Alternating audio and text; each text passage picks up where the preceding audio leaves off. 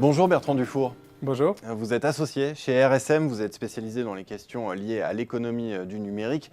Et ce qui est intéressant, c'est que vous accompagnez aussi bien des startups que des grands groupes. Alors, première question d'expérience, est-ce que vous constatez que ce sont les mêmes enjeux, quelle que soit la taille de l'entreprise? Oui, dans tous les cas, il s'agit de mettre en place de nouveaux modèles favorisant l'innovation et la capacité d'adaptation.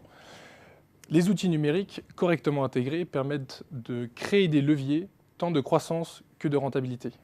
Est-ce bien à l'expert comptable de traiter ces questions-là?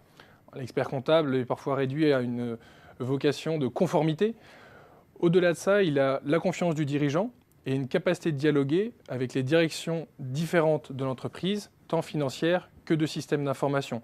Il sert donc de pivot dans le dialogue nécessaire à la mise en place de la transformation digitale des entreprises. Et puis on imagine que l'expert comptable aussi retire de l'expérience des accompagnements qu'il a pu réaliser dans le passé.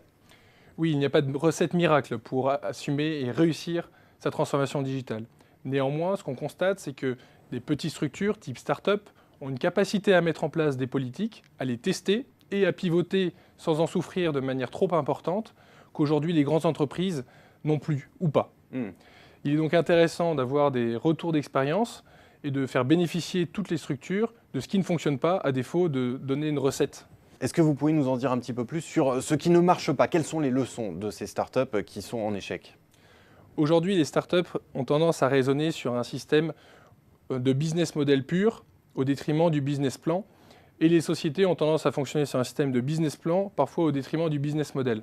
Les deux doivent coexister et la capacité à comprendre les deux enjeux, tant sur l'évolution de son business model que sur les enjeux en termes financiers, est primordiale. Une start-up va pouvoir le mettre en place plus rapidement et la capacité ensuite d'hypercroissance va être subordonnée à la bonne gestion de son back-office et de sa compréhension de l'administration. Est-ce que vous auriez un exemple?